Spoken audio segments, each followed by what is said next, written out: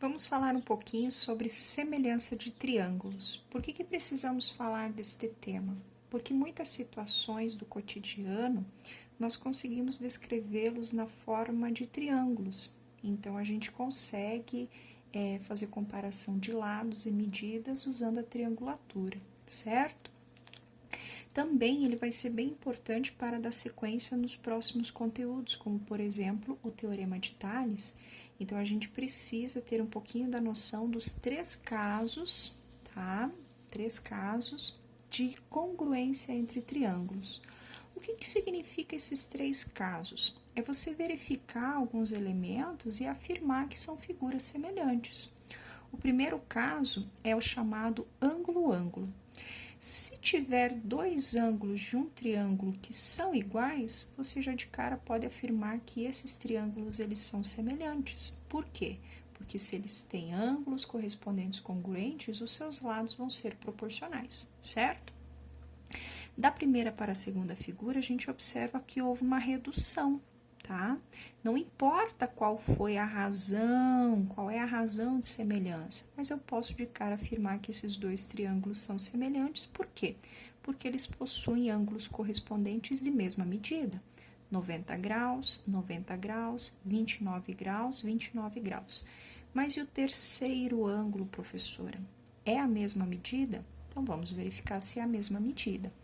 Pela fórmula anterior da soma dos ângulos internos de qualquer figura plana, nós temos isso aqui, ó, que a soma dos ângulos internos sempre será 180 vezes o número de lados que a figura possui menos 2. Então, a soma nesse caso vai ser 180 vezes quantos lados a figura tem? 3 menos 2. Então, a soma de todos os ângulos vai ser 180 vezes 3 menos 2, 1. 180 menos 1 vezes 1, nós temos 180 graus. Então, quando somarmos os três ângulos de um triângulo qualquer, essa soma sempre terá que ser 180 graus. Então, vamos lá. Somando os três ângulos, vamos verificar.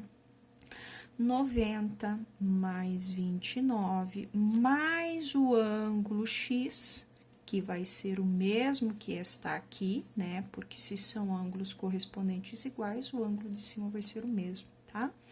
Mais x igual a 180 graus. 90 mais 29, 119, igual a 180. Então, x vai ser 180 menos 119.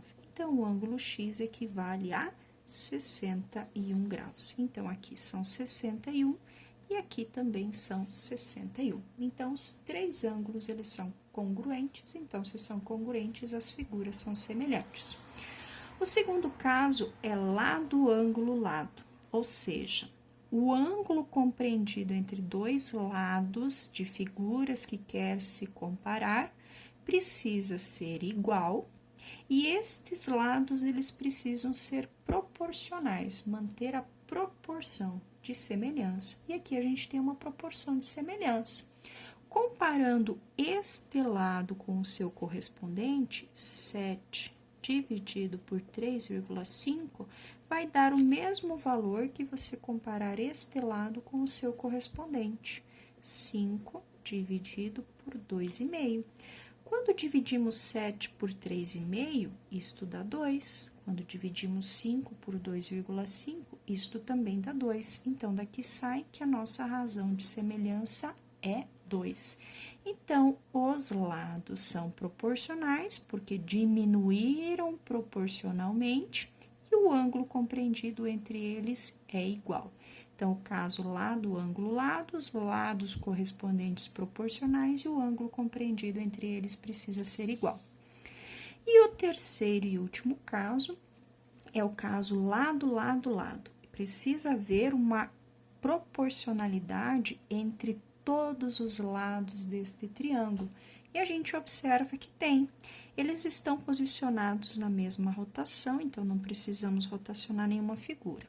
O correspondente a este lado é este. Então, 5,6 dividido por 1,4 vai ter que dar o mesmo valor que este lado dividido pelo seu correspondente. 5,2 dividido por 1,3, que vai ter que dar a mesma proporção que este lado dividido pelo seu correspondente. E dá o mesmo valor, sim. 5,6 dividido por 1,4 dá 4. 5,2 dividido por 1,3 dá 4. E 6 dividido por 1,5 dá 4.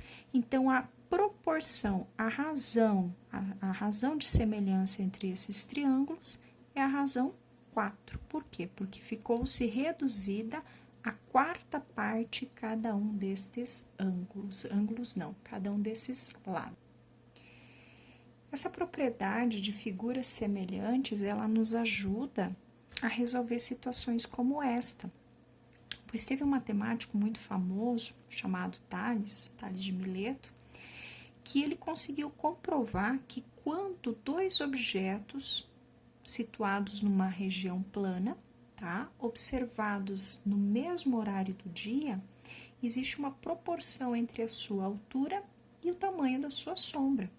E isso é verdade se você comparar a altura de uma árvore com o comprimento da sua sombra, com qualquer objeto que está ao seu lado no mesmo horário do dia, podendo ser uma pessoa ou um objeto qualquer, se você pegar a altura da árvore, então a altura da árvore, e dividir pelo comprimento da sombra projetada por essa árvore, tá? Então a sombra da árvore vai dar o mesmo resultado que se você dividir a altura da pessoa, tá? Pelo comprimento da sombra desta pessoa. Então, esses dois valores, eles vão ser proporcionais. Isso serve para a gente resolver problemas como este.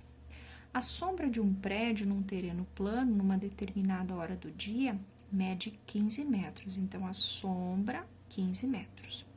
Nesse instante, próximo ao prédio, a sombra de um poste, que tem 5 metros de altura, mede 3 metros de comprimento. E como que a gente faz essa comparação, então?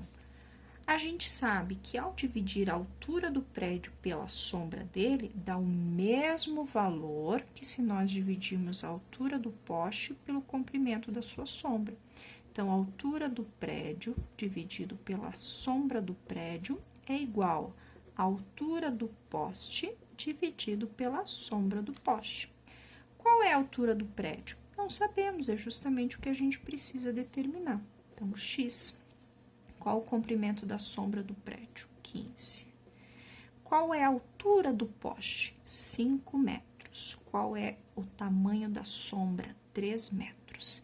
Neste momento, é muito importante que todos os valores estejam na mesma unidade medida. Se tivesse alguma unidade em centímetros, esses centímetros a gente transforma em metros, ou tudo que está em metro transforma em centímetros. Então, todos os valores precisam estar na mesma unidade medida.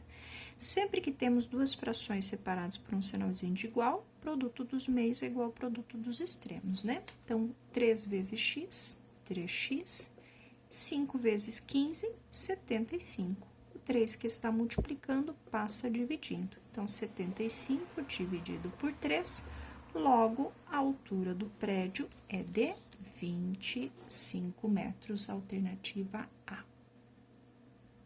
Segundo exemplo. Aqui nós já temos que esses triângulos, eles são semelhantes. Se eles são semelhantes, os ângulos correspondentes têm a mesma medida, tá? E os lados são proporcionais.